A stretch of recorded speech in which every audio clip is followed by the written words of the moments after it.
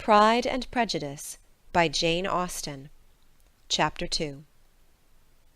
Mr. Bennet was among the earliest of those who waited on Mr. Bingley. He had always intended to visit him, though to the last always assuring his wife that he should not go. Until the evening after the visit was paid, she had no knowledge of it. It was then disclosed in the following manner. Observing his second daughter employed in trimming a hat, he suddenly addressed her with, "I hope Mr. Bingley will like it, Lizzie." "We are not in a way to know what Mr. Bingley likes," said her mother resentfully, "since we are not to visit." "But you forget, mamma," said Elizabeth, "that we shall meet him at the assemblies, and that Mrs. Long promised to introduce him." "I do not believe Mrs. Long will do any such thing. She has 2 nieces of her own. She is a selfish, hypocritical woman, and I have no opinion of her." "No more have I," said Mr. Bennet, "and I am glad to find that you do not depend upon her serving you." Mrs. Bennet deigned not to make any reply, but, unable to contain herself, began scolding one of her daughters. "Don't keep coughing so, Kitty, for heaven's sake! Have a little compassion on my nerves. You tear them to pieces." "Kitty has no discretion in her coughs," said her father. "She times them ill." "I do not cough for my own amusement," replied Kitty fretfully. "When is your next ball to be, Lizzie?" "To-morrow fortnight." "Ay, so it is," cried her mother, "and Mrs. Long does not come back till the day before, so it will be impossible for her to introduce him, for she will not know him herself." "Then, my dear, you may have the advantage of your friend, and introduce Mr. Bingley to her." "Impossible, Mr. Bennet, impossible, when I am not acquainted with him myself. How can you be so teasing?" "I honour your circumspection. A fortnight's acquaintance is certainly very little. One cannot know what a man really is by the end of a fortnight.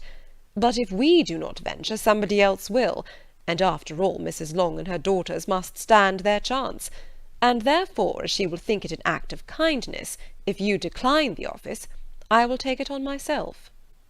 The girls stared at their father. Mrs. Bennet said only, "Nonsense, nonsense!" "What can be the meaning of that emphatic exclamation?" cried he. "Do you consider the forms of introduction, and the stress that is laid on them, as nonsense? I cannot quite agree with you there. What say you, Mary? For you are a young lady of deep reflection, I know, and read great books, and make extracts." Mary wished to say something sensible, but knew not how. "While Mary is adjusting her ideas," he continued, "let us return to Mr. Bingley." "I am sick of Mr. Bingley," cried his wife. "I am sorry to hear that. But why did you not tell me that before? If I had known as much this morning, I certainly would not have called on him. It is very unlucky, but as I have actually paid the visit, we cannot escape the acquaintance now."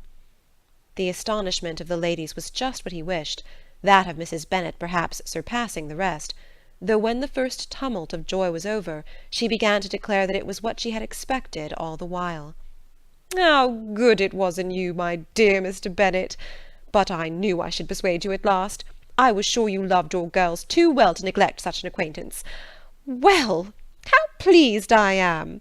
And it is such a good joke, too, that you should have gone this morning, and never said a word about it till now." "Now, Kitty, you may cough as much as you choose," said Mr. Bennet, and as he spoke he left the room, fatigued with the raptures of his wife. "What an excellent father you have, girls," said she, when the door was shut.